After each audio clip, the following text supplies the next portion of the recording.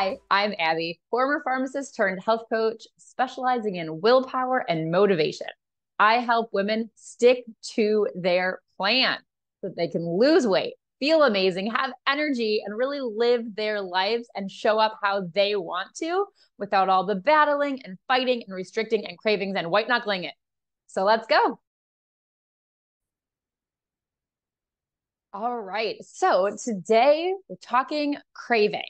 Now, I think cravings is a tricky word. That word may or may not resonate for you. Some people describe it just as urges or desires, or I just want to eat all the sugar, or munchies. Sometimes I just experience cravings as feeling munchy. I just want to be eating something. Sometimes it's a specific food, sometimes not. And everyone can kind of experience it differently. So if the word cravings doesn't resonate with you, think about swapping that out for one of those other words, whatever feels more relevant to you. So what I see all the time, both with my clients and for me personally, is thinking that cravings in and of itself is a problem. I have all these cravings and I want to get rid of them. I don't want the sugar. And I can totally relate. That's one of my favorite things about eating in a low carb way is that my cravings decrease significantly. And I love that. And having cravings inherently isn't necessarily a problem. Cravings are just communication from your body to your mind, really. It's just your body trying to communicate something is going on. And often the tactic that we use to try to overcome cravings is to just resist it, try to shove it down, ignore it, pretend like we don't have it, battle against it, fight against your body, right? Like this kind of battling, warring type verbiage and imagery. And so that doesn't work for me, and it hasn't really worked for the clients that I work with. And I would wonder, does that work for you? Or are you like me, in which when I try to resist and ignore, it just makes it worse. It's almost like being told like you can't do something, and then the only thing you want to do is that thing. When you have a craving and you try to push it down and ignore it and resist it, it just comes back stronger. Okay, noted. Good to know, right? Okay, so that's why when you think you're doing the best thing by resisting and restricting against the cravings, it's actually the opposite, because what you're not doing is you're not addressing the real root cause of why your body is communicating that craving to you. So that can be things like your gut microbiome. You maybe have grown gut microbiome that depend on sugar and processed carbs to live. So they are going to be demanding that via neurotransmitters and hormones and all kinds of chemical communication saying, we need sugar, we need sugar. So that's the message your brain gets, right? That would be really useful to know. Or it could be blood sugar. Your blood sugar could be erratic, going super high, super low. And you may be experiencing a drop in blood sugar to the point where it's starting to, your body's getting concerned. It's thinking, oh my gosh, this is going too low. We need to do something. We need to take some action. Again, message to the brain, eat sugar, right? That's resolvable. Okay. Maybe your body is needing something else. It doesn't need sugar necessarily, but it needs soothing. It needs some joy. It needs some, a hit of dopamine. That's a whole other topic, but your body may be communicating something emotional to you that you need something. You maybe need a nap. You maybe need a walk. You maybe need stimulation. But what we interpret up in our heads, because it's kind of the most useful coping strategy, or at least the most used coping strategy that many of us use, is eat comfort foods, right? You've heard of comfort foods. So every time you experience an emotion that's unpleasant and you need to cope with it because it feels terrible in your body and in your mind also, and you go and you eat the thing to soothe yourself, you're reinforcing that when you feel that emotion, then you will have craving and you will eat the thing to soothe yourself, right? And so it's a pattern, and your body likes pattern. It likes consistency. And so it will keep offering you cravings as a way to soothe. Okay, so those are some of the root causes. And so we can address those root causes in a variety of ways. And cravings are still going to happen, at least sometimes. Now, in my program, the Willpower Solution, we work on softening and preventing the cravings. Because when you can imagine that if you were to get a craving and it's super intense and super hardcore, that it would be hard to manage that and deal with that versus a soft craving that's like, ooh, that ice cream would be good. Ooh, I could go for a soda versus you need a soda right now, right? Okay. So we can soften and we can prevent, but you will still get cravings. It's just, like I said, it's just communication from your body. And so I want to talk about 4 strategies that I use, that I share with my clients, that I go into depth more in the Willpower Solution. But I want to share them with you so that you can start to at least just pay attention to how cravings are working in your life, how they're communicating with you, and what happens when you try some of these strategies, what happens to your cravings. Okay, so number 1 is what I call pause, notice, allow. So this works especially well when we're eating for coping strategy, comfort food, needing to be soothed, right? Like this is our stress management technique.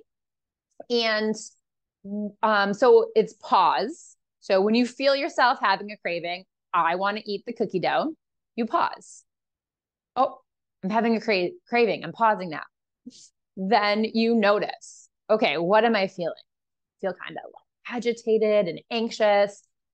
Maybe I'm nervous about something coming up or something just happened and I'm just feeling kind of anxious about it or upset.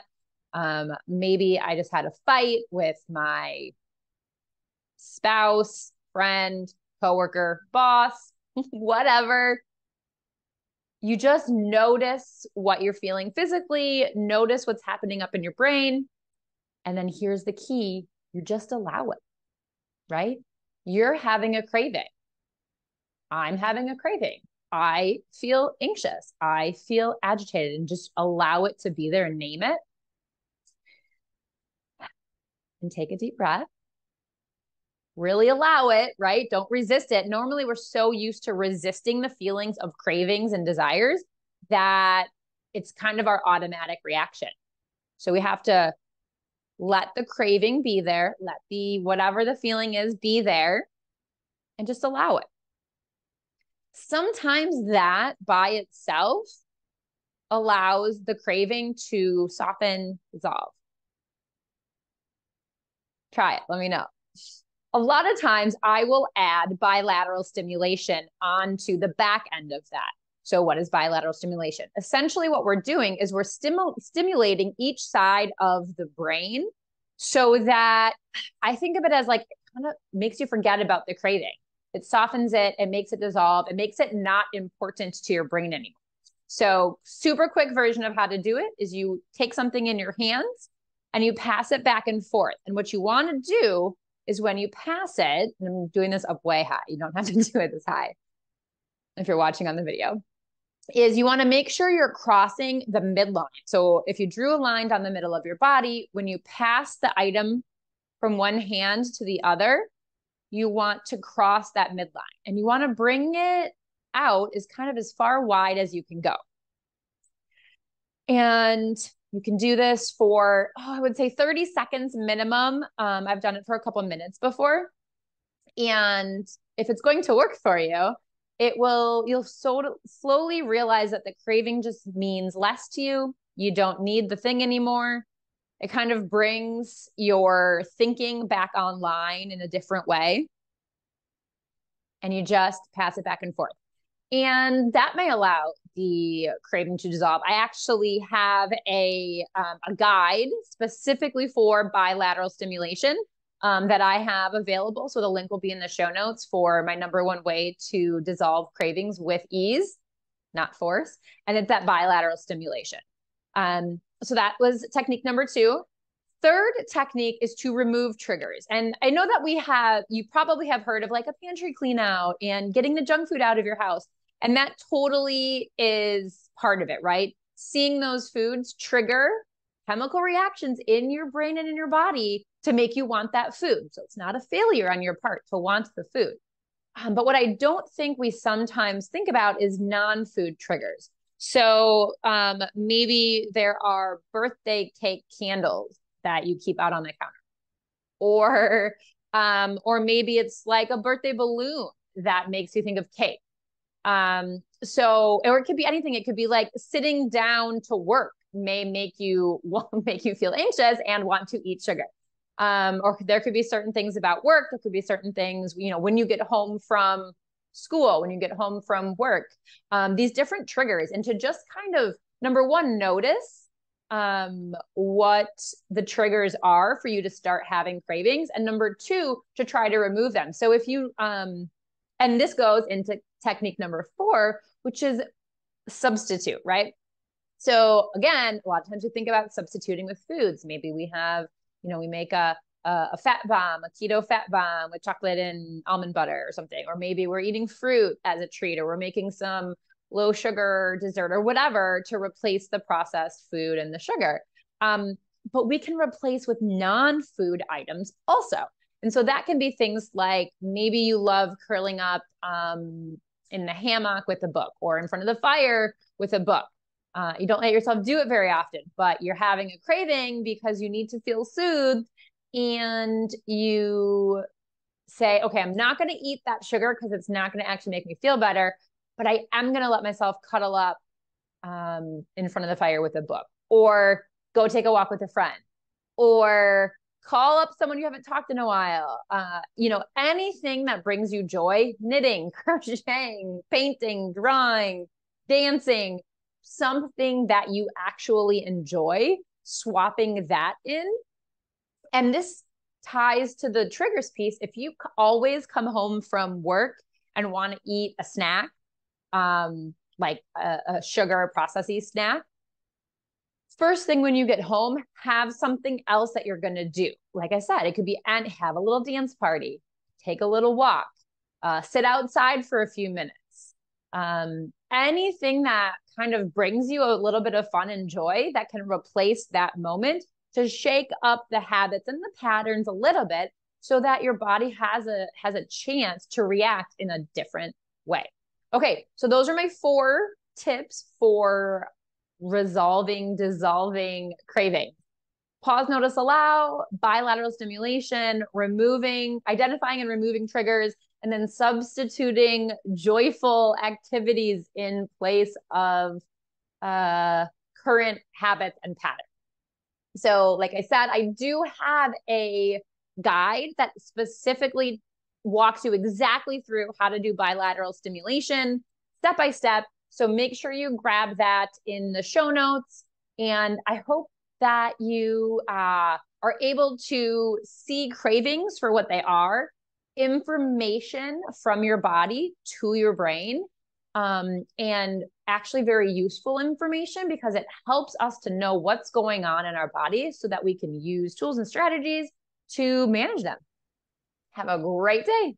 All right. So if this resonated with you, if you found this useful, if you'd like to dig in a bit more, I want to share with you a free resource that I offer called a willpower assessment call.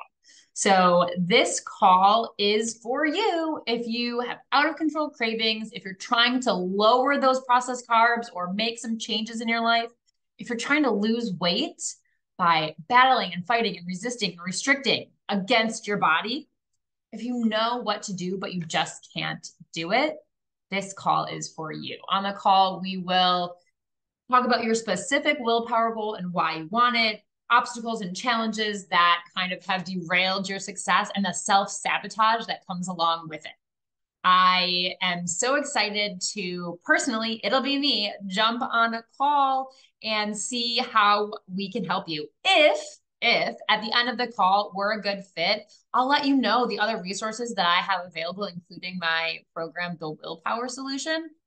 But if not, I will send you on your way point you to some more resources that will be great for you. As always, you can find me in my Facebook group, No Willpower, No Problem, and on Instagram at Abbi Linde. I can't wait to connect.